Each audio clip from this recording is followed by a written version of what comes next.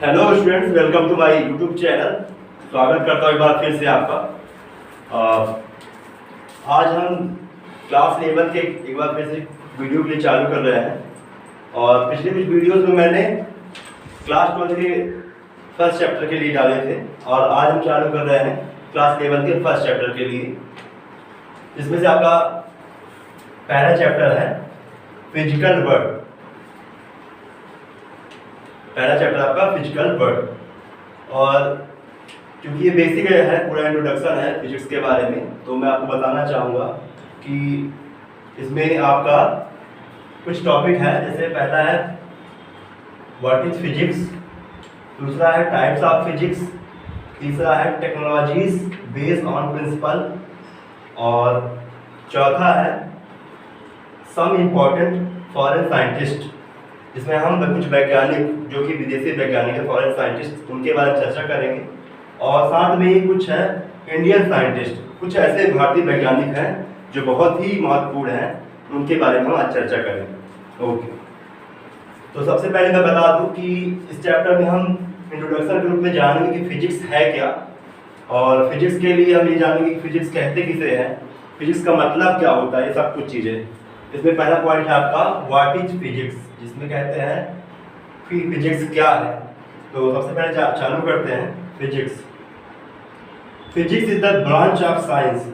Physics विज्ञान का एक शाखा है, या विज्ञान का एक पार्ट कह सकते हैं। Where we can studies about the nature and also the incident of nature, जहां हम प्रकृति और प्राकृतिक घटनाओं के बारे में अध्ययन करते हैं। ठीक है, फिजिक्स क्या है? Physics is the branch of the science where we can studies about the nature and also incident of nature. जो कुछ भी प्रकृति में घटता है और प्रकृति संबंधी घटनाएं होती हैं, उन सब के बारे में हम फिजिक्स में पढ़ते हैं। ओके, तो ये हमारा टॉपिक क्लियर हुआ पहला, क्योंकि क्लास 11 जो होता है फिजिक्स के लिए बेसिक होता है, और इसमें हम ये जानते हैं कि चीज़ें स्टार्टिंग पे क्या हम पढ़ते हैं, बाकी तो फिर उसमें बहुत सारी चीज़ें हैं। फिजिक्स में बहुत सारे पार्ट होते हैं जो हम पढ़ते हैं। अब हम देखते हैं कि फिजिक्स वर्ड जनरेट कहाँ से हुआ था। तो बता दें कि physics word is generate from the word of the physis. मतलब फिजिक्स वर्ड जो है फ्यूसिस शब्द से बना है, जो कि स्पेशली ग्रीक लैंग्वेज से ले गया है। यानी फिजिक्स का जो जनरेशन है, फिजिक्स वर्ड जो स्टार्टिंग शुरुआत हुई थी, वो हुई थी आपकी फ्यूसिस वर्ड से। फ्यूसिस का मतलब होता है, एक तरह से हम कहते हैं कि नेचर। फ्यूसिस का मतलब क्या होता है? नेचर, यानी प्रकृति। प्रकृति में जो भी घटनाएं घटती हैं, वो सब के सब आपके फ्यूसिस से तात्पर्य रखती है। ओके, फिजिक्स को अगर हम संस्कृत के रूप में समझें, संस्कृत में इसको हम अगर लें, तो फिजिक्स जो है उसको हम कहते हैं भौतिकी। भौतिकी का मतलब होता है कि जो चीज़ें आप स्पष्ट रूप से सामने देख पाते हैं, जैसे हवा, प्रकाश, हरियाली, ध्वनि, जो आप महसूस भी कर सकते हैं, और ऐसी चीज़ें जो आप स्पष्ट रूप से अपने आंखों से देख सकते हैं, वो सब की सब चीज़ें फिजिक्स में आती हैं। तो इस तरह से हमने क्या जाना कि फिजिक्स क्या है, और फिजिक्स का जनरेशन कहाँ से हुआ है, साथ ही साथ फिजिक्स का मतलब क्या होता है, जो कि स्पष्ट रूप से हम समझ पा रहे हैं। एक बार फिर से मैं आपका रिवीजन करना चाहूँगा। इसमें है कि physics is the branch of science. Physics एक विज्ञान की एक शाखा है, where we can studies about the nature and also incident of nature, जहाँ हम प्रकृति और प्राकृतिक घटनाओं के बारे में पढ़ते हैं।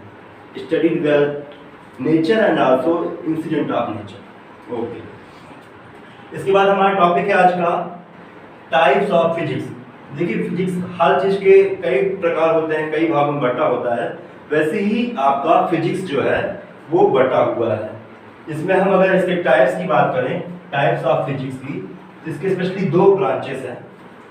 दो ब्रांचेस कौन कौन से हैं? एक है क्लासिकल, एक है मॉडर्न, जिसको हम कहते हैं क्लासिकल फिजिक्स और मॉडर्न। अब ये वर्ड कोई ऐसा नया नहीं है, आप क्लासिक का मतलब समझ पा रहे हैं, मॉडर्न का मतलब।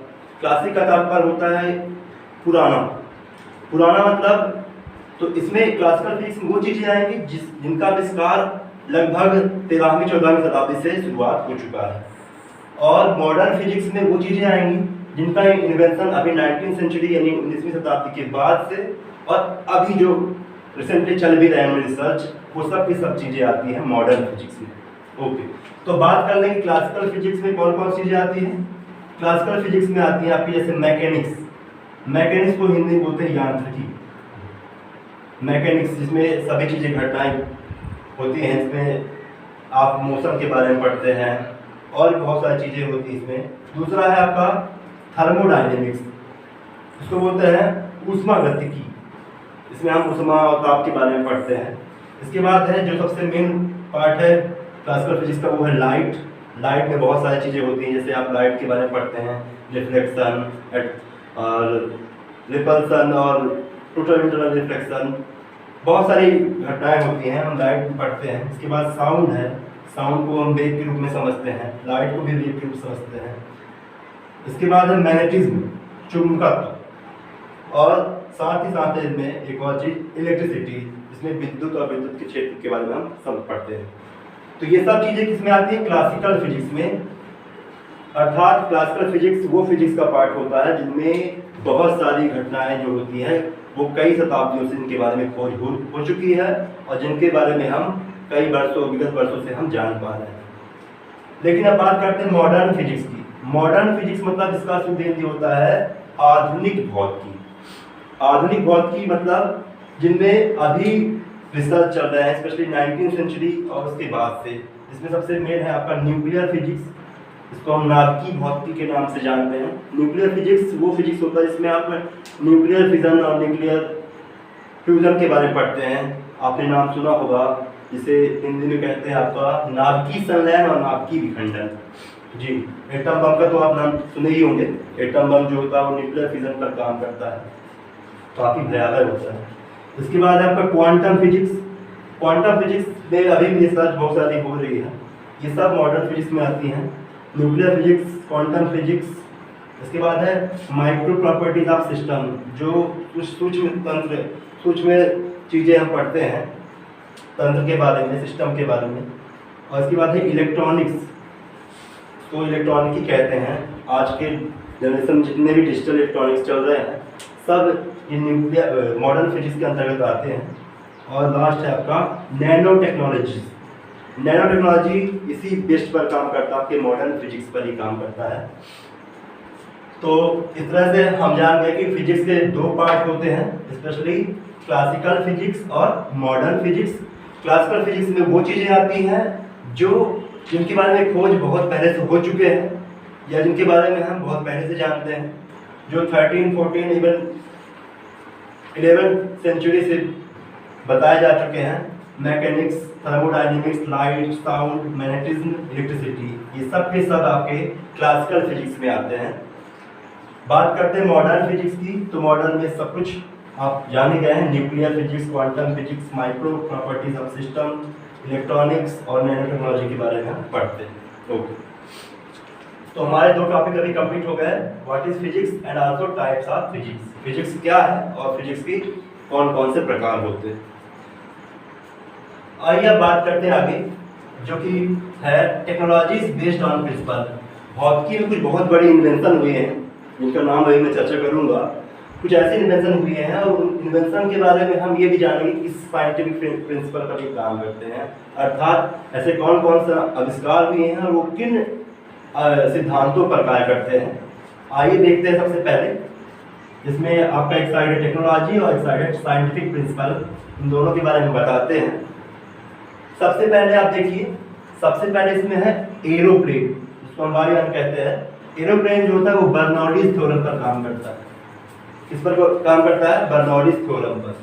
इसके बाद है रॉकेट प्रोपल्सन, जिसे हम हिंदी में रॉकेट टोलन कहते हैं या रॉकेट का लॉन्चिंग कहते हैं। वो काम करता है आपका law of conservation of momentum, जो law of conservation of momentum पर बेस्ड होता है, जिसे हम कहते हैं संवेग संरक्षण का नियम। इसके बाद है आपका ऑप्टिकल फाइबर। ऑप्टिकल फाइबर ये ऐसा फाइबर, एक ऐसा केबल होता है जो बहुत सारे मल्टीपल यूजेस में काम आता है। इसे प्रकाशिक तंतु हिंदी में कहते हैं। और ये आपका होता है टोटल इंटरनल रिफ्लेक्शन पर बेस्ड, पूर्ण आंतरिक परावर्तन पर बेस्ड होता है। बात करते हैं आगे रेडियो और टेलीविज़न, जो आज घर घर में है। रेडियो और टेलीविज़न ये आपके इलेक्ट्रोमैग्नेटिक वेव्स पर काम करती है, यानी विद्युत चुंबकीय तरंगों पर काम करती हैं। ये सिग्नल को लेती हैं और आपस में सिग्नल को कैच करके प्रसारण करती है। इसके बाद है photo electric effect. Photo electric effect इसको हम बोलते हैं, फोटो इलेक्ट्रिक सेल है ये। और ये फोटो इलेक्ट्रिक सेल एक डिवाइस होता है जिसे हम प्रकाश विद्युत सेल के रूप में जानते हैं। और ये बेस्ड होता है आपका फोटो इलेक्ट्रिक इफेक्ट पर, यानी प्रकाश विद्युत प्रभाव। थोड़ा सा मैं प्रकाश विद्युत प्रभाव के बारे में बता दूं कि प्रकाश विद्युत प्रभाव होता क्या है। कि जब भी लाइट किसी भी आपके सरफेस पर पड़ती है तो वह लाइट जो है उस पर पड़ने के बाद वो उससे इलेक्ट्रॉन जनरेट हो जाते हैं, हीट के रूप में इलेक्ट्रॉन्स जनरेट हो जाते हैं, जो कि उसका एमिशन करते हैं, उत्सर्जन करते हैं। तो ये आपका फोटो इलेक्ट्रिक सेल जो है फोटो इलेक्ट्रिक इफेक्ट पर बेस्ड होता है। तो हम कुछ महत्वपूर्ण जान गए और इन्हीं में से क्लास 11 के लिए ऑब्जेक्टिव बनते हैं एमसीक्यूज के रूप में। जैसे आपके जान गए, पहला एरोप्लेन जो कि बर्नौली के थ्योरम पर बेस्ड है। दूसरा है रॉकेट प्रोपल्सन जो कि लॉ ऑफ कंजर्वेशन मोमेंटम पर है। तीसरा है आपका ऑप्टिकल फाइबर। ऑप्टिकल फाइबर जो होता है टोटल इंटरनल रिफ्लेक्शन पर होता है। और radio and television electromagnetic waves पर आधारित होता है। और लास्ट है आपका फोटो इलेक्ट्रिक सेल जो कि फोटो इलेक्ट्रिक इफेक्ट पर बेस्ड होता है। ओके, तो हम ये जान गए कि कुछ ऐसे टेक्नोलॉजीज हैं जो कि साइंटिफिक प्रिंसिपल पर काम करते हैं। तो कौन कौन सी टेक्नोलॉजी है जो कि किस साइंटिफिक प्रिंसिपल पर काम करते हैं, ये हम स्पष्ट रूप से समझ गए। तो हमारे लगभग अभी 2-3 टॉपिक हो गए। इसमें पहला है फिजिक्स क्या है, फिजिक्स के प्रकार, और तीसरा है टेक्नोलॉजी बेस्ड ऑन फिजिक्स। अब मैं आपको बताना चाहूँगा कि कुछ ऐसे फॉरेन साइंटिस्ट हैं जो फिजिक्स में अपना बहुत बड़ा योगदान दिए हैं। स्पेशली हम फॉरेन साइंटिस्ट के बारे में बात करेंगे। इसमें से पहला है आपका, इसमें सम इम्पोर्टेंट फॉरेन साइंटिस्ट। इसमें पहले हैं आपके जो बहुत ही महान वैज्ञानिक हुए हैं, उनका नाम है सर आइजैक न्यूटन। न्यूटन बहुत ही महान वैज्ञानिक हुए थे और स्पेशली इनके बारे में थोड़ा बता दूं कि इंग्लैंड के थे। इन्हें फिजिक्स का यानी भौतिकी का जनक भी कहा जाता है। वैसे तो भौतिकी जनक बहुत सारे वैज्ञानिक हैं, आइंस्टीन भी फादर फिजिक्स के रूप में जाने जाते हैं। तो आइजैक न्यूटन ने किस चीज़ का आविष्कार स्पेशली किया था? लॉ ऑफ ग्रेविटेशन, गुरुत्वाकर्षण का नियम इन्होंने बताया था। वैसे इनके बहुत सारे और भी थ्योरीज हैं जिसमें लॉ ऑफ मोशन भी है। दूसरा आपका माइकल फैराडे ने आपके लॉ ऑफ इलेक्ट्रोमैग्नेटिक इंडक्शन के बारे में बताया था, जिसे हम विद्युत चुंबकीय प्रेरण के नाम से भी जानते हैं या विद्युत चुंबकीय प्रेरण के नियम के नाम से जानते हैं। तीसरा आपका अल्बर्ट आइंस्टीन, ये बहुत ही महान वैज्ञानिक थे और इनका बहुत बड़ा योगदान है फिजिक्स में। इन्होंने थ्योरी ऑफ रिलेटिविटी के बारे में बताया था और इनका एक फेमस इक्वेशन था E = mc स्क्वायर। ओके, इनके बाद बात करते हैं एक महान वैज्ञानिक थे रोएंटजन ने एक्सरे की खोज की थी।